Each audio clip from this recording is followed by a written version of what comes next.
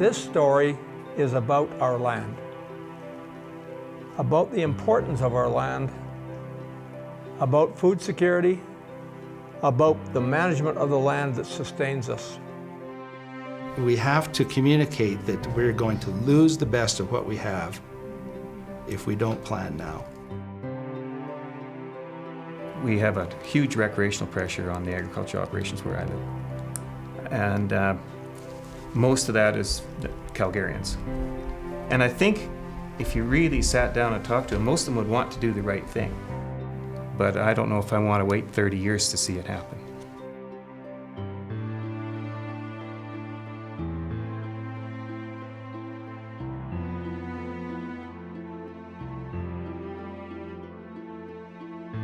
Everybody has a thing they want to do on a finite resource, which is the land base.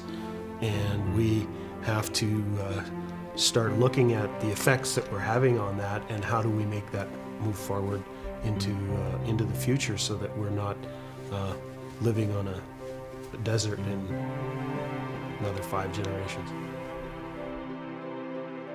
We still have the chance to make a difference and to change some of our habits and our practices to make it better.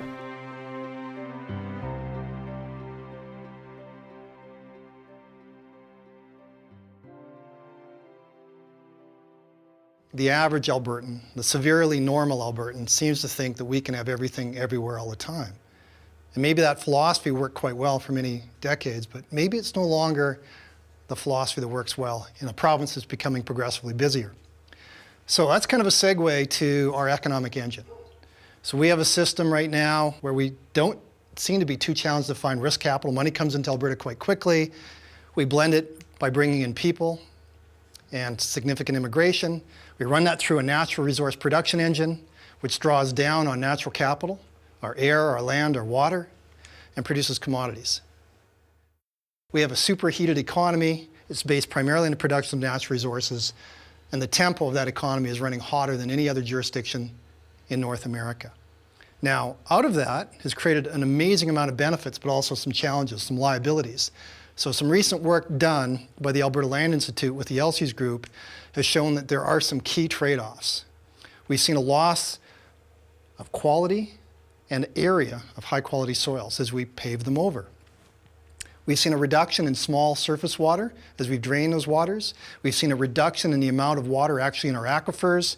Water quality in many parts of the province has declined significantly. Our native grasslands are smaller and what's left are highly fragmented. And we've seen a reduction in native biodiversity, particularly in the white area. So those are some losses that Albertans can observe as we've seen some gains in other parts of the economy. Now, if we were to bring it all together, here's the province of Alberta, and we can see the Upper Bow Basin right here. We're going to look at ecological goods and services if we put carbon, water quality, and water quantity all on the table at the same time. How has it changed? We're going to start here in 1910, looking at it township by township. So there's 1910, and notice the scale goes from 1, not to 0, but to 0.75.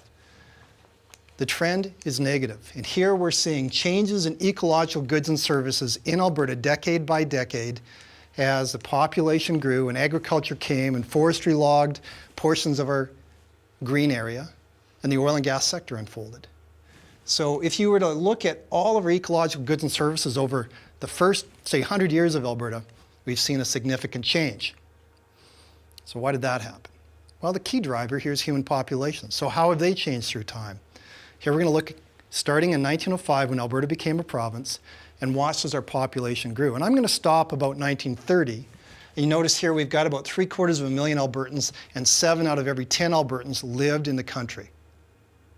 70% rural, 30% urban. So let's let the population continue to expand to where we are today, which is about 3.7 million. And now 80% of all Albertans live in cities, only 20% live in rural. So we've seen an exponential increase. Where is that population living? Primarily in the Edmonton-Calgary corridor. 3 out of 4 Albertans live in the Edmonton-Calgary corridor. And that's going to continue to grow. So if we have, well, back in 2005 we had 3.6, now we have 3.7 million population.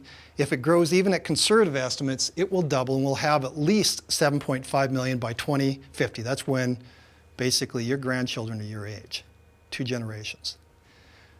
Where are we going to put the next 3 in this case, 9 million people? Well, let's take a look at the biggest hamlet we have in Alberta, that's Calgary. And here's Calgary in 1951, sitting at 93 square kilometers. March forward to 2007, Calgary's now about 600 square kilometers, and it's consumed a lot of surrounding land. Most of that was agricultural production. If Calgary continues to grow in area at the same rate as it has for the previous 4 decades, by 2057, Calgary will be 3,000 square kilometers, and will have consumed these areas. Now, I'm not saying it's going to be precisely like that, but if it respects the same polygonal growth, that'll be the size of Calgary. So with that comes phenomenal benefits, but I would argue also comes phenomenal liabilities, and we need to discuss what those liabilities are. And obviously one of those is the paving of some of the best soils in the province of Alberta. So right now, if you were to add up all settlements in Alberta, all residential, towns, cities, and rural residential, agricultural farm yards, and the acreage people, it's 5,000 square kilometers.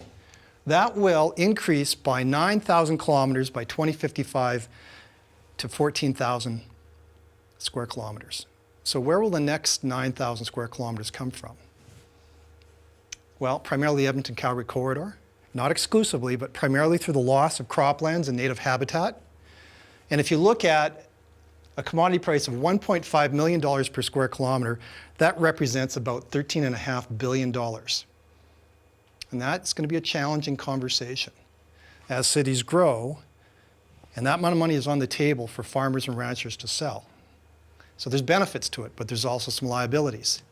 Well, let's look at it from a different perspective. Here's Alberta. All of Alberta is underlain by soils. Even the Precambrian Shield is soils, but they're exceptionally poor, obviously. These are our black loams. These are brown loams. This is where people live. This is a map showing the distribution of humans in the province of Alberta. Let's take that map and overlay it on our soils and look at where basically 95% of all Albertans live, dissolve that off the landscape, and you can see that one of the key issues we have is where people live and where they want to live and where we'll put the next 3 to 4 million people is directly over top of the better soils we have in the province of Alberta. And as we grow and expand into those soils and displace agriculture, they will be farming and ranching on lands that are progressively of lower soil quality. There's a consequence there. So we're looking at in the next 50 years of losing between 5,000 and 8,000 square kilometers on some of Alberta's better agricultural soils. We cannot undo that trend if it happens. So that leads into agriculture. So let's look at it. So here's the decade of 1910. You're seeing the arrival of agriculture in Alberta, in the tall and short grass prairies, and moving west into the foothills and further north into the parkland, and Peace River takes off. And so here's the pattern by which agriculture has grown. And it looks like it's leveled off, but there's actually a more complex story there. Agriculture continues to expand at a much faster rate than this graph shows, but the total amount of agriculture on the land base is not growing. Why? Because other things are growing into agricultural lands. And here you can see the distribution of where agriculture occurs. It's our white area. That doesn't surprise any of you. Well, what about on the livestock side? So back in 1910, this was the distribution of cattle in Alberta. Let's let it grow and get to see where the density of cattle in this province are. And of course, as you know, we've seen some adjustments in the last decade with respect to cattle. So this isn't just cow with calf at foot. This has got your steers in there too. And you get to see their distribution. Where do those forage crops come from? Okay, so now let's look at cropland loss. This is looking at the total number of hectares that have been eaten over by roads, by well sites, by acreages, by cities, by any footprint that has removed agriculture. And this year, it's 15,000 hectares of our existing cropland are going to be consumed by non-agricultural land uses. And it's been growing all the way back from 1905. And it will continue to grow. So what are some of the implications there? Here we're looking at the total amount of cropland per person. We could call this food security. How well are we feeding ourselves? Well, when we started agriculture, we were at about 4 hectares of cropland for every person in the province of Alberta. That actually grew to about 5 hectares in about the 1950s, 1960s, and ever since then it's been declining. We're now down to 2.3 hectares of cropland per person in the province of Alberta. This red bar represents 0.8 hectares per person. It is considered, for our latitude, the amount of land we require if we wanted to feed ourselves. And we're going to get there in about 2055. So you and I, we've all grown up in a province that not only met the domestic forage requirements or food requirements, actually exported a significant amount of food. Well, by 2055, we'll probably break through that barrier and we'll be a net importer of food. A net importer of food. We import food right now, but we export a lot more than we import. But in 2055, if the population continues to grow at the rate it is, and we continue to erode these agricultural land bases, we will become a net importer. The significant changes that we're going to have to go through as society to get by that we can do anything anywhere. We're no longer, I think the term is, we're no longer the first one at the water hole anymore. And we have to start looking at the effects that we're having on that and how do we make that move forward into the future. It just occurs to me more and more all the time that not all of us are benefited equally by this affluent society that we live in. And those of us in agriculture, I think, are really aware that the costs of affluence are not equally apportioned either. And I think that as ranchers and farmers, that we bear a higher share of the cost than most others do. And that cost is reflected directly onto the land, onto the landscape. And those of us that are stewards of it see it as no one else sees it. Water and land quality can be have measured value. I think that's important to think about.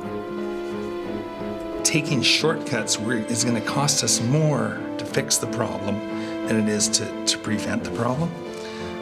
So I think that demands some leadership. And it's easy to say politicians should lead, but I think Albertans are probably getting closer to want to lead, and certainly the farm sector. I think we need to show leadership on this.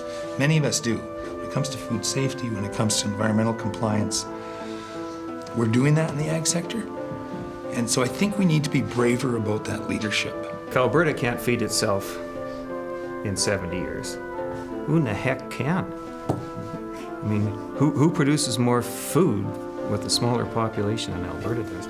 So it's kind of scary in some respects. We saw some food riots a few years ago when the price of food went up. So, you know, whatever it is we do, we're going to have to figure this thing out. We're going to have to be moving in the right direction at least. Historically, there's been an imbalance. There's been too much emphasis placed on rewarding people only for commodity production and not enough attention at another very important bank account, which is our ecological goods and services. Albertans want their government and their land users to balance that equation. So that requires us to put all of these services and commodities on the table and have a balanced conversation. So food, settlements, fuel, fiber, water quality, water quantity, biodiversity, all discussed. That requires a new conversation. And that conversation, I think we could argue, is not about letting everyone do everything everywhere all the time, needing to make tough decisions, and I think is going to require conversations about trade-offs, about limits, about thresholds, about risks, about knowledge. So what the natural capital conversation is about saying, yes, we want jobs, royalties, and rents, but doing it in a way that doesn't, through time, erode our bank accounts to deal with water and carbon and biodiversity. Yes, GDP is a very important metric of economic performance. It's driven by commodity production. Commodity production can't happen unless we actually drain some of our bank accounts, or at least ask of them. And in turn, of course, that influences how much is left. So that has fueled the conversation about ecological goods and services. I think it can be said that the food producers and other land users at Alberta in the future are going to be asked to perform on true economic performance, which is basically dollars through time, which is not just GDP, it's also ecological goods and services. Begging the question, does the current suite of policies in the province of Alberta actually encourage us in that direction? I think that's what our grandkids want. This is not an anti-business conversation. This is a pro-business conversation. We're putting all indicators on the table. The Upper Little Bow is probably one of the special areas in Alberta. It's everything from Banff, the whole Bow water system, all the way to Calgary. So a big chunk of Alberta's people, some of our forestry, some of our iconic landscapes, as well as the water towers and the water filtration system. So when you've got something that special, there's always challenges, there's always opportunities. So let's look at this particular question at a smaller chunk of land. But the story we're going to tell, I think, could be told anywhere else in Alberta. The idea being that this represents a bank account. We need to start thinking of it that way. So the specific ecological goods and services we're going to talk about are water quality, water quantity or supply. We're going to talk about biotic carbon, the amount of carbon in the soils and in vegetation, tourism and recreation, food balance, and what happens when you add all this together. Okay, so we're going to start to zoom in a little bit here and realizing that the texture of these landscapes, how we conduct our forestry, how we conduct our agriculture, how we conduct our settlement patterns influences the landscape and the flow of goods and services off of it. So we're going to give you some numbers. We've actually computed what these values were once you go back 200 years. We can show you where they are today. And if these land uses continue to unfold the way they're expected to, based on current government policy, where they'll be in 2 generations, in 70 years. We grew these land uses into the future in 2 different ways. One, we called it business as usual, which means how we're doing things today will just propagate those practices into the future. How we graze our cattle, how we cultivate our crops, how we grow our cities, how we cut our forests, how we build our roads. And then we contrasted that with best management practices. What do we mean by best management practices? I won't go into the details, but I'll summarize it. People, for the most part, are going to live in settlements. So best management practices means rather than growing out, we're going to try and grow up more than we are right now. There's going to be nodal development, and if we're going to have rural residential, we're going to try and minimize the amount of sprawl of that. We're going to try and put people into nodes. Where settlements do expand, they will not expand into riparian habitat, and they won't expand into wetlands. With respect to forestry, we're still going to harvest the trees, but we're going to increase the amount of riparian buffer strip. That will require a reduction in annual allowable cut. We're going to leave more residual green trees on the cut blocks. With respect to agriculture, there will be no further expansion of agriculture into either native rangelands or wetlands in this best management practice approach, and greater precision application of nitrogen and phosphorus on the landscape, meaning less of it runs off into surface water, and try to do a better job of, as we graze our cattle, of keeping them away from riparian areas. So this represented the suite of best management practices. Okay, so if we're going to talk about ecological goods and services, in a monetary sense, we're going to have to put dollars on it. We're trading carbon here at about $74 a metric ton. Water quality basically requires us, as society, $55 a kilogram to remove nitrogen, phosphorus, and sediment. So as we put more of it into the water, there's a cost to take it out. Water supply, we're basically trading at $1.38 a cubic meter. Tourism and recreation is recognized to contribute $621 per hectare of maximum tourism landscape per year. Food balance is basically driven on kilocalories, in other words, the demand out there and the supply. And the total ecological goods and services, therefore, are carbon, water quality, water supply, and tourism. And this particular graphic doesn't include food security, and I'll explain why later. So let's start with water quality. This first map shows you the Upper Bow Basin, and there's Calgary, where Calgary would be in range of natural variability. This is the model showing what would have happened if we were all sitting here 200 years ago and there weren't any other people and there weren't any other land use. And you can see water quality, red is bad and green is good. Water quality isn't really that great high in the mountains, and that's because of the amount of sediment that it runs off. Water quality is green where we have our riparian buffer strips, because it's very good at filtering out nitrogen and phosphorus, which there is without any land uses. So you can see the gradient from really good, and Mother Nature gives us some landscape that doesn't necessarily contribute to really good water quality. Let's grow it to 2012. This map looks different than this map. The major difference here is the intensive areas of settlement and some of our cultivation practices, which are generating nitrogen and phosphorus, and acreages, and their effects through human waste. So what we have today is not what we had. Let's grow it another 2 generations into the future with business as usual. If we've degraded water quality to a degree, it will continue to erode, it will continue to be reduced. Let's grow it another 70 years into the future, and the only difference, we're not going to change the amount of wood production or cattle or crop production, we're just going to change our practices, is this. So we're seeing that there will be a degradation, but a significant difference between business as usual and best management practices. Now let's chart it. This is what we had. This is where we are right now. We're going 70 years into the future. We've already seen a $10 million a year reduction in water quality in the Upper Bow Basin. This isn't Alberta, this is just the Upper Bow. 7 decades into the future, if we wanted to take all that water and bring it back to the quality we had with range and natural variability, it would cost us $75 million a year.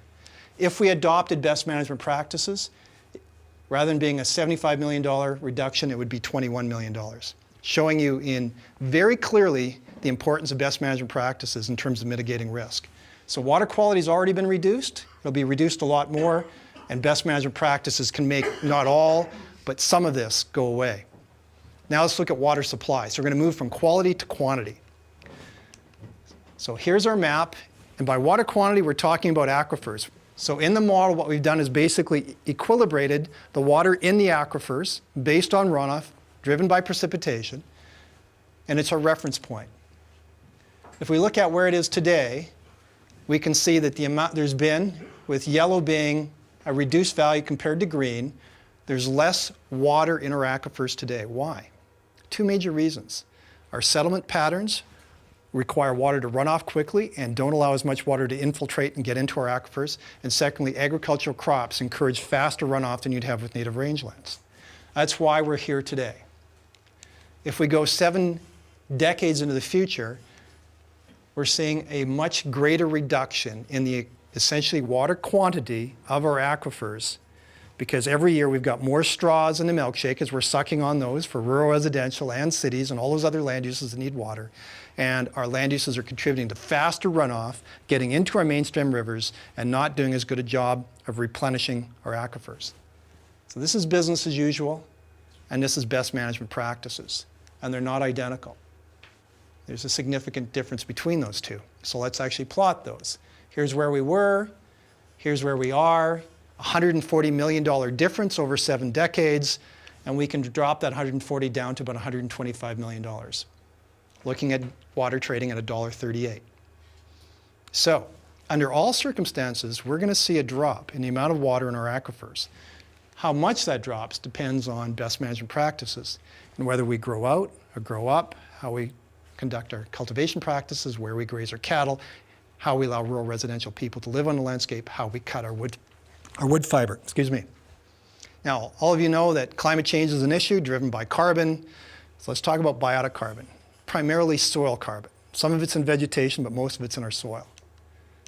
Okay, so here's our distribution. It shouldn't surprise you that in the tops of mountains there's not a lot of soil, and therefore not a lot of carbon.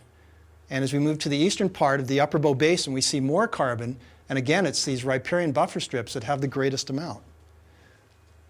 So, have we changed carbon in the last 100, 150 years?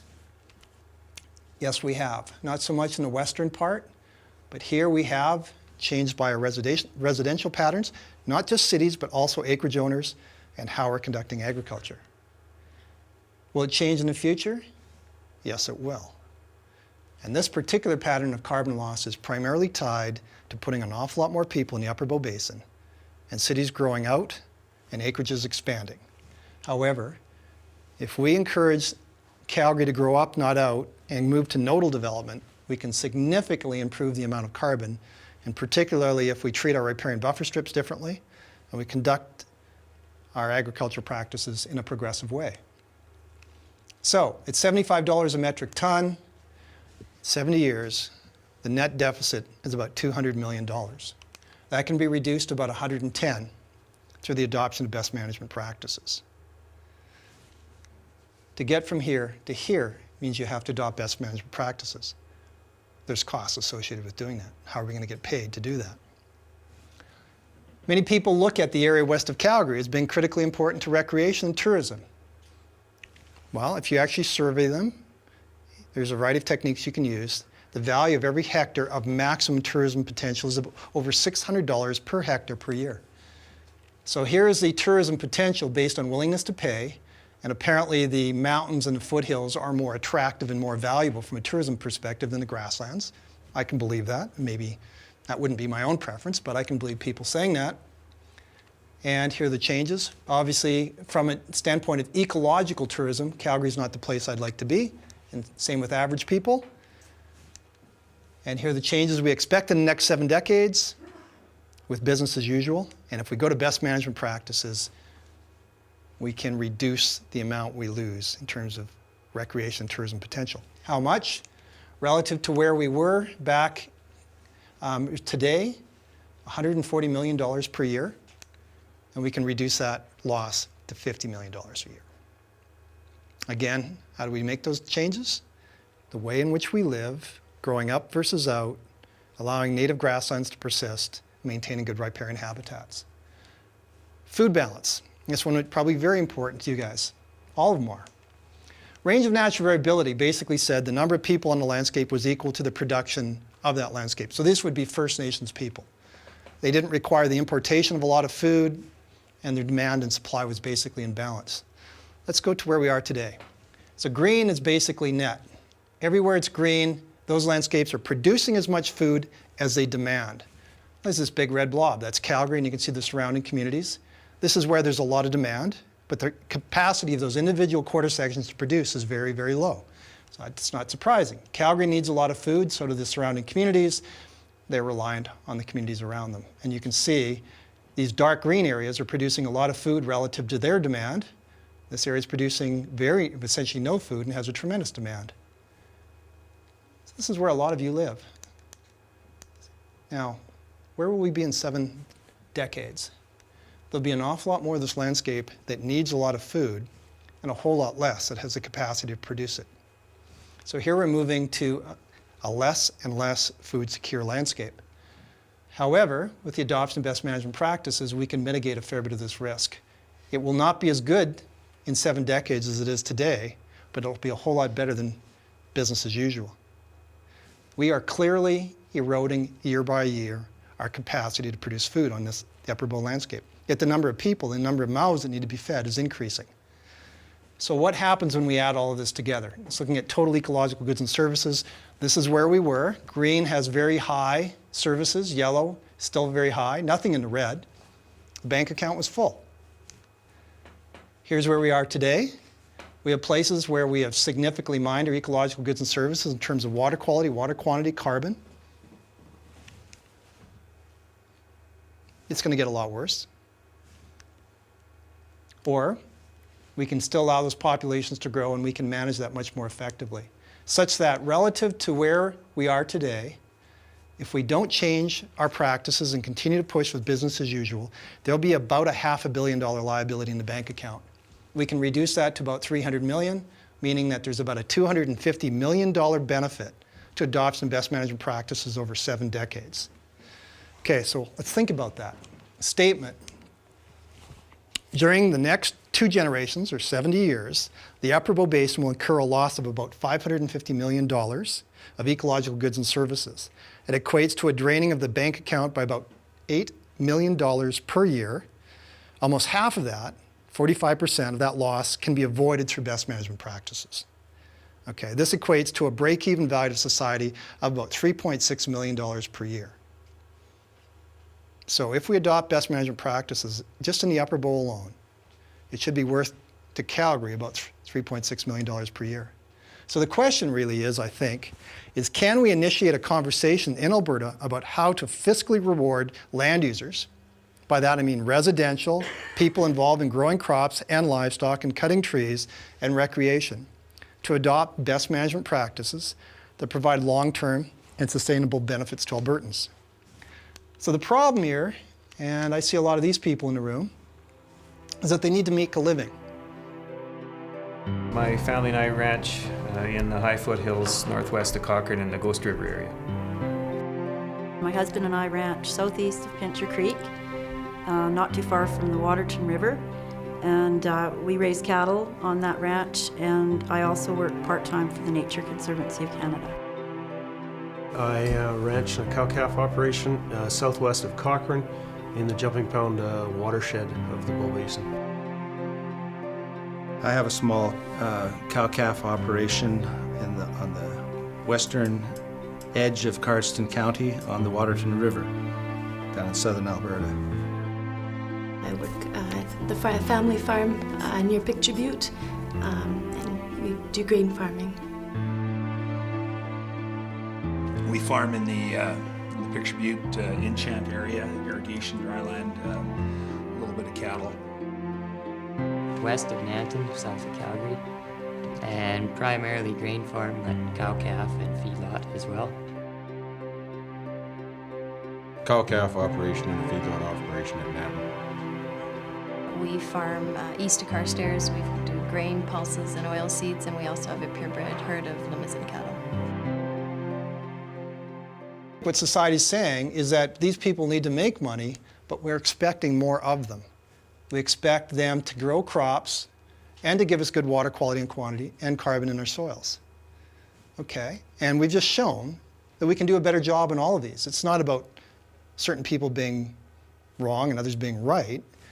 Well, we've shown clearly that the adoption of best management practices can significantly improve the performance of all of these. But sometimes there's cost to doing that. So how do we actually reward, through the development of alternative economic instruments, a means for people like myself who live in a city to pay landowners, land users, for producing a broader suite of services? That's going to be a very challenging conversation. There's going to have to be many incentives, and they're going to operate at different scales. We just told a story that looks like somehow people in Calgary should be putting at least $3 or $4 or $5 million on the table for landowners upstream of Calgary every year. Well, Calgary is a very small landscape compared to Alberta. Here's where it sits. So you can imagine if we did this particular exercise for the entire province, how quickly we're draining its bank account, and how quickly we need to have a conversation about developing new policies. So how do Albertans view Alberta? How do they view the Upper Bow? Or end right where we started. Yeah, they want it all. They want the vistas, they want the cities, they want horses, they want cattle, they want that lifestyle, they want the charismatic megafauna still to do well. We want to produce oil and gas, and even in greater quantities. We want to log our forests. We want crop production. They're all supposed to grow, by the way. The economy's supposed to grow at 2.5%. Everyone's supposed to have a job, right? Water's supposed to be great. Carbon's supposed to be great. There's supposed to be money to go around. We're supposed to lead the national economy. Some people, maybe myself, just want it for myself right now, and other people want it for their grandkids. And what I think they're telling the province, and what the province is pushing back, is somehow there's a smart way where everyone can have everything everywhere all the time. And in fact, you can't. The first few years when you're in debt up to your ears and over your head and you're just trying to make a living, you're not really thinking about what is happening or what your influence on the land is. And as you get a little bit further on and are lucky enough to survive and kind of make a living there, you realize that the land is what sustains us. We as landowners, we do create a benefit for the public. I believe it's getting better all the time. But somehow or another, farmers have to stay in business. To me, that's where it has to be led from, is figuring out how to get paid for the goods that we're producing other than food. If the cities can be better at some things and we can be better at some things, I think the message in general is a common one, not just directed in one direction or the other. The conversation is a large conversation. How do we accomplish our needs to be fed and housed on this landscape, but yet maintain the things that we have of value? Our dreams for the future and future generations can come true if we look after our land today.